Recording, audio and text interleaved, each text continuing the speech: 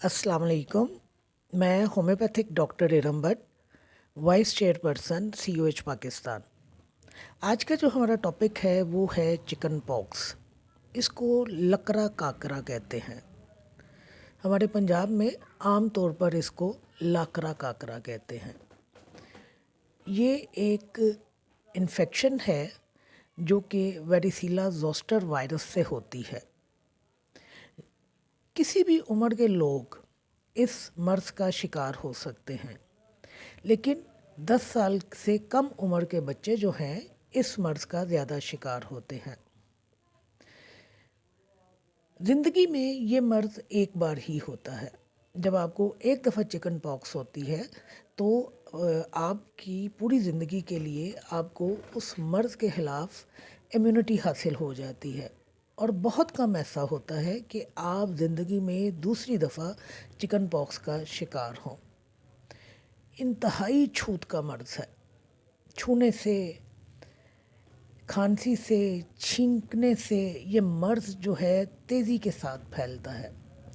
यही वजह है कि छोटे बच्चे जब इस मर्ज़ में मुब्तला होते हैं तो वो बच्चे यानी कि जो स्कूल जाने की उम्र के बच्चे होते हैं उन्हें घरों में रख लिया जाता है। वैसे भी इस मर्ज़ की अलामत जब शिद्दत इख्तियार करती हैं तो बच्चा स्कूल जाने के काबिल नहीं होता, लेकिन जब अभी अलामत जो हैं बतदरीज बढ़ रही होती हैं तो बाज़ औक़ात माँ बाप किसी मजबूरी के तहत, जैसे कि स्कूल में इम्तहान हो रहे हैं या कोई ज़रूरी काम है, बच्चा या बच्ची उसे घर से बाहर भेज देते हैं। और यहाँ वहाँ पर क्या होता है कि जो भी बच्चा इस इन्फेक्शन में मुब्तला होता है वो अपने इर्द गिर्द के तमाम बच्चों में ये इन्फेक्शन जो है फैला देता है। आपने अक्सर नोट किया होगा कि जब घर में किसी को चिकन पॉक्स होता है तो घर के तमाम बच्चे जो है बारी बारी इस मर्ज़ का शिकार हो जाते हैं। उसकी बेसिक वजह क्या है? एक तो ये बहुत ही हाईली जो है छूत का मर्ज़ आप इसको कह सकते हैं कि इंतहाई छूत का मर्ज़ है, ये बड़ी तेज़ी के साथ फैलता है। और दूसरे फिर बच्चों का इम्यून सिस्टम जो है वो चूँकि कमज़ोर होता है तो जल्दी से इस मर्ज़ को ले लेते हैं। वो बच्चे या घर के वो फ़र्द जिनकी इम्यूनिटी जो है वो मज़बूत होती है वो इस मर्ज़ से बचे रहते हैं। लेकिन ये तेज़ी के साथ फैलने वाला छूत का मर्ज़ है, और ख़ुद भी ये कोशिश करनी चाहिए कि अगर घर के किसी बच्चे को, छोटी उम्र के किसी बच्चे को ये मर्ज़ लाहक हुआ है तो दूसरे बहन भाई तो नहीं उससे बच सकते। तो उसमें ये काम एहतियात एक ज़रूर की जा सकती है कि आप दूसरों के घरों में विज़िट ना करें या अपने घर में उन लोगों को मत आने दें जिनके छोटे बच्चे हैं।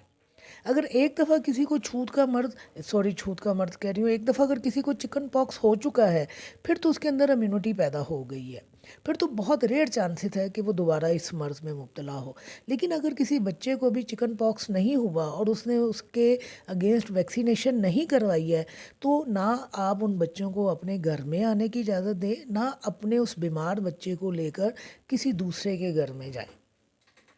इस मर्ज़ का जो ड्यूरेशन होता है वो अमूमन 5 से 7 दिन तक हो जाता है। तेज़ी के साथ जब रैशेज़ वगैरह बनते हैं और पूरे जिस्म के ऊपर फैलते हैं तो उसके बाद इसने पलटना होता है, तो लिहाजा ये 10 दिन के अंदर अंदर मर्ज़ जो है पलट जाता है।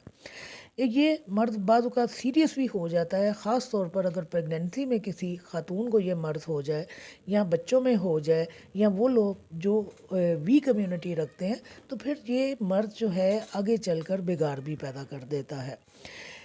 रैशेज़ के नमूदार होने से पहले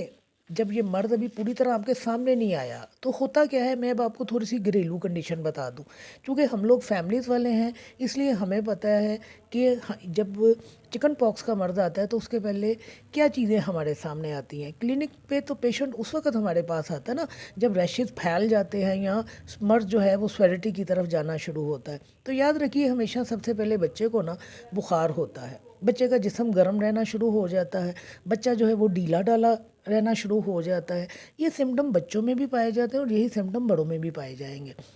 تو بچے کی جو بھوک ہے وہ تھوڑی کم ہو کے رہ جاتی ہے، ختم ہو کے رہ جاتی ہے، سر میں درد رہنا شروع ہو جاتا ہے، اور ایک نکاہت اور کمزوری کا احساس جو ہے نا اس کے اندر پایا جاتا ہے۔ چونکہ گھر میں بڑے بھی ہوتے ہیں، یعنی کہ بچوں کی جو نانیاں دادیاں وہ بھی ہوتی ہیں، یا وہ مائیں ہوتی ہیں جن کے بچوں کو آلریڈی پہلے یہ مرض ہو چکا ہوتا ہے، تو گھر والے اگر بخار یا یہ کیفیت آئے تو فوری طور پر سب سے پہلے کپڑا اٹھا کے بچے کے جسم کو چیک کرتے ہیں،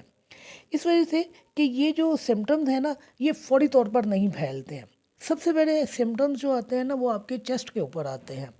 جب چیسٹ آپ چیک کرتے ہیں تو آپ کو وہاں پر اگر چھوٹے چھوٹے دانے یا ریشز نظر آتے ہیں تو پھر آپ جو ہے کمر کو چیک کرتے ہیں،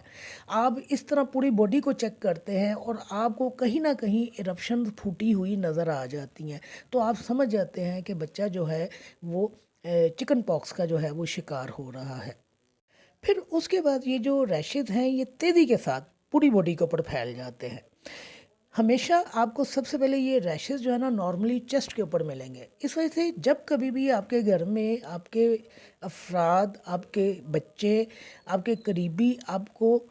نظر آئیں کہ ان کو بخار ہو رہا ہے، بھوک کی کمی ہو رہی ہے، تھکے تھکے سے نڈال ہیں، خاص طور پر چھوٹے بچوں میں، چونکہ یہ 10 سال سے کم عمر کے بچوں میں زیادہ پایا جاتا ہے، تو ان کی چیسٹ چیک کیجئے۔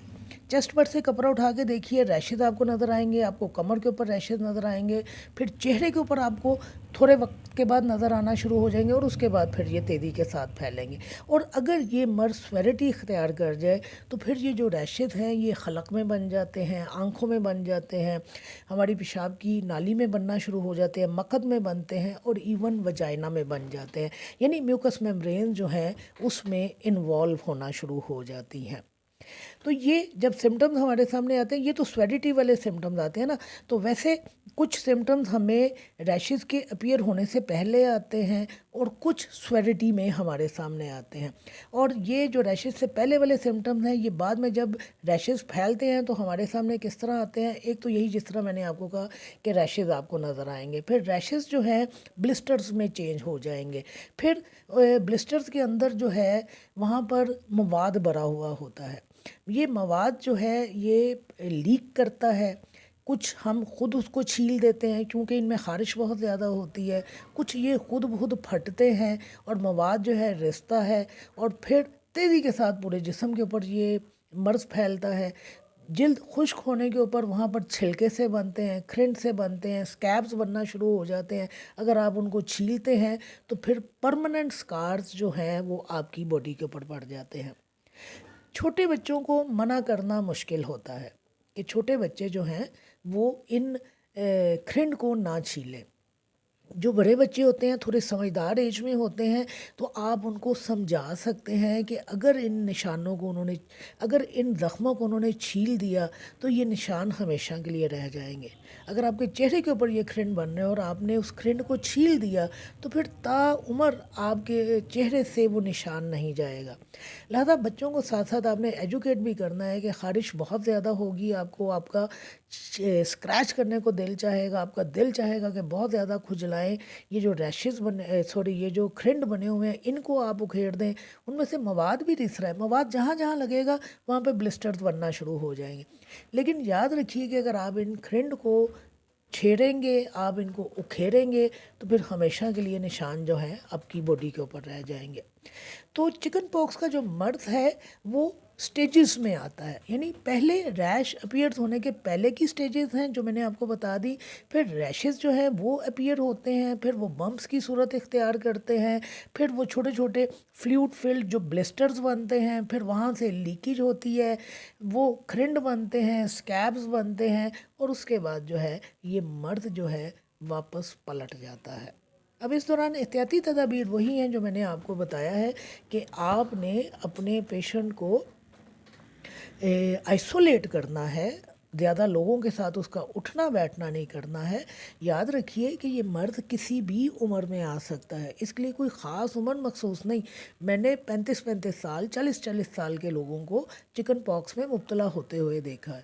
لیکن یہ ایک چیز ضرور ہے کہ جب ایک دفعہ یہ مرض ہو جاتا ہے تو ریئر یہ واپس پلٹتا ہے، کہ آپ کو ایک دفعہ ہوا، آپ کے اندر امیونٹی ڈیولپ ہو گئی، پھر آپ کو دوبارہ یہ مرض لاحق نہیں ہوتا ہے، لیکن انتہائی تکلیف دہ مرض ہے۔ بیسیکلی اس کی وجہ یہی ہے کہ بہت شدید خارش ہوتی ہے، جلن ہوتی ہے، اسکن جو ہے بہت زیادہ ڈرائی ہو جاتی ہے، اسکن کے اوپر سکیلز بننا شروع ہو جاتے ہیں، کھرنڈ بننا شروع ہو جاتے ہیں، اور جب آپ کو ایک دفعہ خارش ہوتی ہے تو پھر آپ کا دل چاہتا ہے کہ آپ کھجلاتے چلے جائیں، اور اس خارش کے ساتھ بہت زیادہ بے چینی پائی جاتی ہے، ریسٹلیسنس کی کیفیت جو ہے بہت پیک کے اوپر چلی جاتی ہے، اور اگر بخار بہت زیادہ تیز ہو تو پھر آٹومیٹکلی بخار کے جو سمٹمز آپ کے سامنے آتے ہیں وہ ایک علیحدہ تکلیف دہ حالت پیدا کرتے ہیں۔ چھوٹے بچوں کے جب حلق کے اندر یہ چکن پاکس نمودار ہو جاتا ہے، یا کسی بڑے کے اندر یہ چکن جو ہے حلق میں نمودار ہونا شروع ہو گیا، وہاں پہ ریشز یا بلسٹرز بننا شروع ہو گئے، تو پھر کھانا پینا جو ہے آلموسٹ ختم ہو کے رہ جاتا ہے۔ چھوٹے بچوں کی حالت اتنی سویئر ہوتی ہے کہ ان کے منہ کے اندر جب آپ دیکھیں گے تو آپ کو انتہائی سرخی نظر آئے گی، چھالے نظر آئیں گے، بچہ ماں کا دودھ تک نہیں پی سکے گا، کھانا پینا مشکل ہو جائے گا، اور اگر یہ حلق تک چلا جائے گا تو ظاہر ہے پھر نگلنا دشوار ہو جائے گا۔ لہذا چھوٹے بچے جو ہیں اس حالت میں روتے بھی بہت زیادہ ہیں، اور بڑے جو لوگ ہیں وہ اس حالت میں پریشان پھرتے ہیں، بے چین پھرتے ہیں، اور وہ بھی اس مرض کی وجہ سے مختلف پرابلم کا شکار ہوتے ہیں۔ تو یہ تھا بہت مختصر تعارف چکن پاکس کے حوالے سے، کہ چکن پاکس کیوں ہوتا ہے اور ہمارے سامنے کس صورت میں آتا ہے، کیا سمٹمز دیتا ہے۔ انشاءاللہ نیکسٹ ویڈیو میں پھر آپ کو ہومیوپیتھک ٹریٹمنٹ بتاؤں گی کہ ہم کن ادویات کے ساتھ چکن پاکس کے مرض کو قابو کرتے ہیں۔ شکریہ۔